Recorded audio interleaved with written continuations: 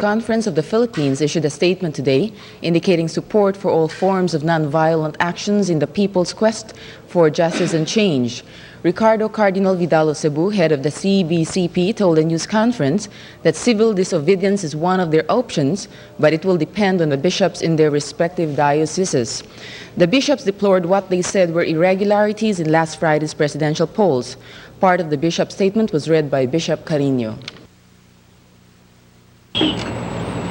According to moral principles, a government that assumes or retains power through fraudulent means has no moral basis. For such an access to power is tantamount to a forcible seizure and cannot command the allegiance of the citizenry. The most we can say then about such a government is that it is a government in possession of power. But admitting that, we hasten to add, because of that very fact, that same government itself has the obligation to right the wrong it is founded on. It must respect the mandate of the people. This is precondition for any reconciliation. Thousands of demonstrators today staged a peaceful partisan activity of their parish priest, Father Dante Mamiit, for interfering in the conduct of last Friday's elections. The demonstrators dispersed peacefully 5 hours after their march to the churchyard. All PCINP commanders today denied the charge of U.S. Congressman Jerry Lewis of California, who was one of the U.S. observers during the February 7 polls, that NAMFREL is a political tool of the opposition.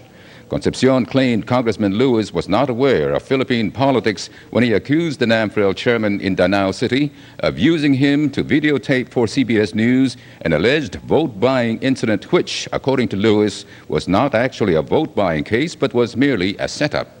Congressman Lewis must have misunderstood him, because the version of Congressman Lewis was that we showed to him an exhibit of a person being bribed to vote for somebody and being paid 50 pesos, which is not the real story. The truth is that our NAMFREL volunteer was being given 50 pesos so that he will not continue his job as a poll watcher.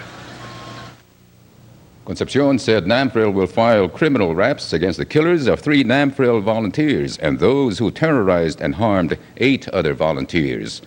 The National Citizens Movement for Free Elections was required today to immediately report to the Commission on Elections the precincts it had already tabulated and those not yet tabulated, indicating the corresponding districts, cities, municipalities, and provinces.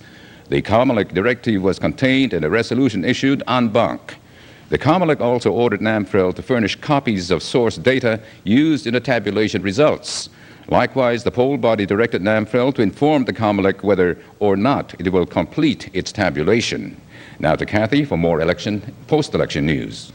Murder charges may be by the opposition in many areas of the country, like in Capiz.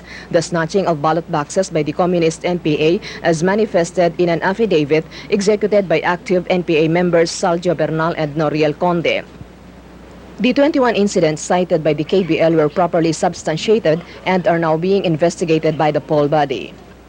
Meanwhile, the opposition has also alleged a number of poll irregularities, but no formal complaints have been filed with the poll body. Among the complaints were the existence of ghost precincts in southern Leyte and Lanao del Sur, but the location of said polling places have never